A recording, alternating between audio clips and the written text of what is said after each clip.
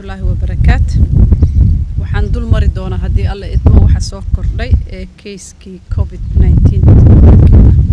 waxa soo kordhay 34 case oo positive waxa la baaray 123 waxaana la helay 34 case oo positive waxa rag 22 waxa haween 13 waxay caseskaas waxa laga kala helay banaadir oo 14 Somaliland oo 18 iyo 2 case oo Hirshabelle da'da dadka ay laga helay u dhaxaysa waxa 20 ilaa 39 waa 64 40 ilaa 59 waa 27 60 iyo ka sareeyana waxa waaye 9% 20 waxa ka yar waa eber maanta tirada guud ee dadka laga helay waxay isu gaaraysaa 1455 waxa hal qofood ku geeriyooday Somaliland Ilaahay ha u naxariisto tirada guud ee dhimashadana waxay isu tagaysaa 57 waxa ka bogsooday 11 qofood tirada bogsootayna waa Ilaahay mahadiis waxay isugu tagaysaa 163 wacyigelinta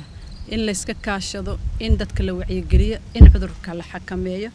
in waxyaalaha wanaaga ee ka hortagga ay idin sheegaan dhakhaatiirta iyo dadka khubaraada iyo wasaaradda caafimaadka iyo hay'adaha ka shaqeeya dhan caafimaadka horumarintiisa iyo ka hortagga cudurkan in la qaato in la dhageysto nadaafadda in lagu dadaalo dadka cudurrada raaga qaba kroonikada in si gooni ah loo ilaaliyo in meelaha ciriiriga aan la tagin in ma aragto dadka waayeelka ama jiran laga ilaaliyo dadka xanuunada qaba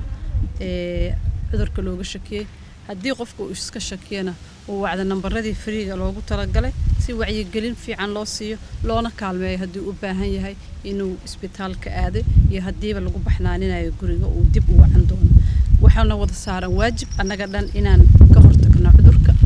Ilaahay ha naga haayo laakiin wax badan waxay ku xiran tahay bulshada ku xiran tahay bulsho walba si isu xakamayso ay isaga ilaaliso ayay uga hormartaa ama cudurka looga waaya waajibna wada saaran waay aan duceysano Ilaahay aan barino Ilaahay cudurkan inuu naga haayo aan ku dadaalno ficilna aan daba dhigno inaan isu sheegno in aan qaadano waanada loogu talagalay cudurkan xakameyntiisa iyo ku dhaqankeeda wassalaamu calaykum waraxmatullaahi wabarakaatuh